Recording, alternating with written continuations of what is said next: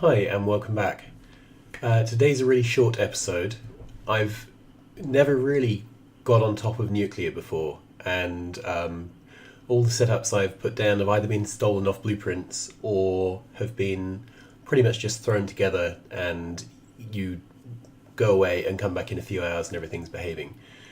So I thought I'd spend the time trying to build a design that actually does the job properly. So let's press Alt and see if we can see what's in boxes. Okay, so the Kovarex process eats 40 good uranium and 5 bad uranium, and then after a while produces 41 good uranium and 2 bad uranium. You want the good stuff because that's what you make fuel cells from. It's also what you use to make nukes and nuclear fuel for trains.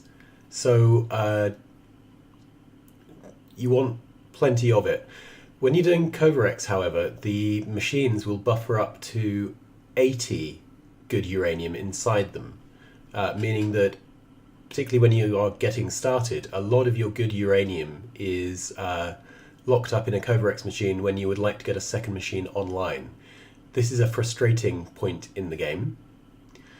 So there are various tricks I've seen where people have set up things with circuit networks and wires to try and keep you down to just 40 items going around in a loop. So I've had various goes at doing this before with combinators and all sorts of things and never got it to work. I've had another go today and I think it does now work.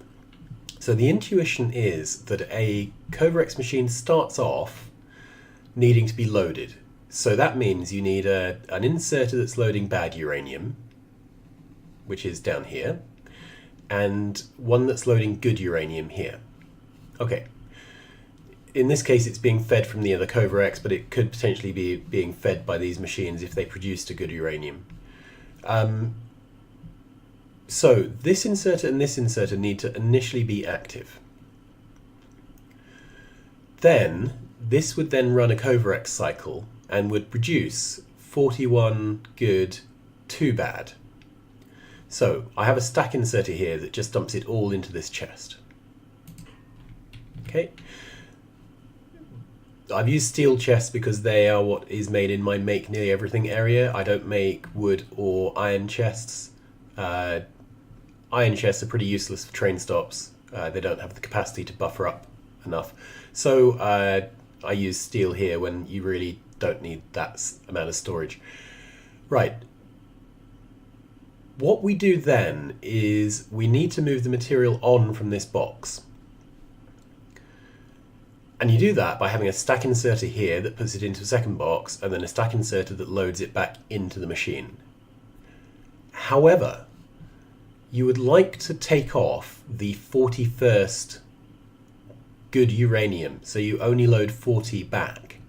And the way I've done this is with a filter inserter here. This is active when this box is empty. So when this box is empty, we load a load of stuff into here. This will then pull a single good uranium off and put it in this box. At that point, this inserter becomes disabled and this stack inserter becomes enabled. And off it goes. So then that loads the machine back up. In the meantime, this inserter here for emptying this box is only active when these two boxes are empty. So while there's still stuff to put back in the machine, this won't be emptying this box.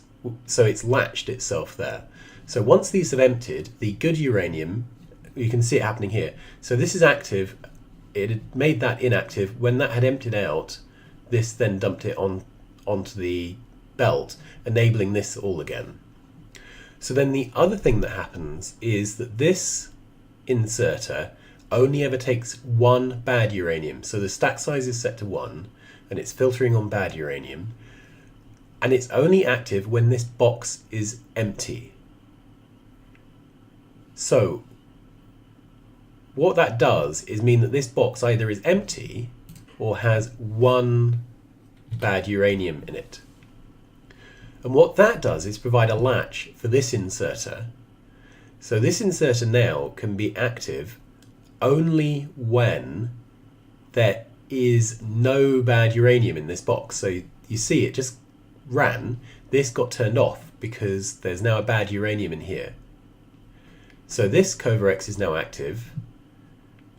It's not going to load up any new uranium. So if we grab that, right, and let's drop this down here as if it had been produced.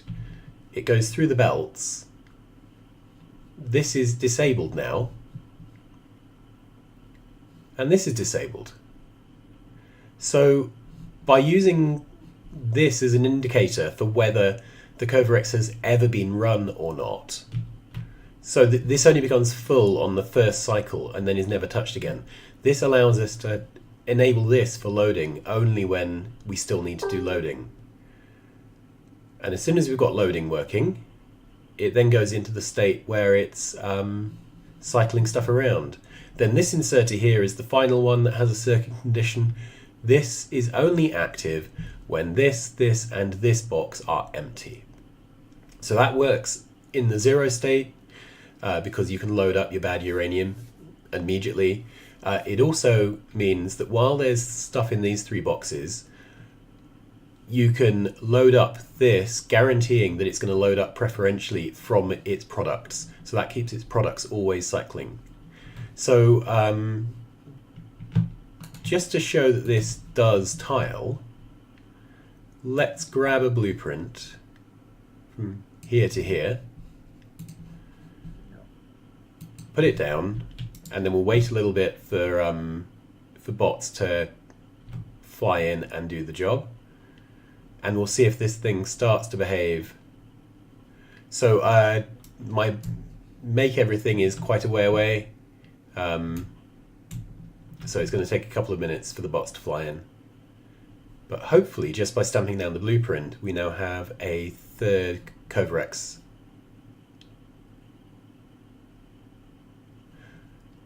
I should probably say while I'm doing this, this is my From Blueprints factory. I will be doing a playthrough on this in the coming weeks. Right, so we've laid down a new instance of the Kovarex. It's managed to load up 7 good uranium and 12 bad uranium automatically. This is active currently because we haven't been through a Kovarex cycle, which means we haven't put an item in this box yet. And we could wait here for an extra 5 minutes while this all cycles around, but it seems a bit pointless. The other thing to note, so getting a couple of these running is now keeping these 4 refineries going. I haven't worked out the ratios of refineries to Kovarex. I just haven't sat down and done the maths. But I've got a feeling that you need 2, with these beacons, I've got a feeling that you need 2 refineries for 1 Kovarex. So this array here would have to obviously grow as needed. The other thing is I'm not doing anything with fuel cells or recycling of dead fuel cells or anything like that here. But there's plenty of space below these belts to loop something back and deal with that. Anyway, that's it. So I'm quite pleased with this. It obviously isn't very beacon friendly. I think there are other ways to arrange the belts so that it would be more beacon friendly. But I don't really care at the moment. This is just something which I can blueprint and slap down, and it will just run unattended, producing uranium for me, which then I can feed into the main bus of my base and into making nuclear fuel for trains. So thanks very much. That's the end of this super short episode.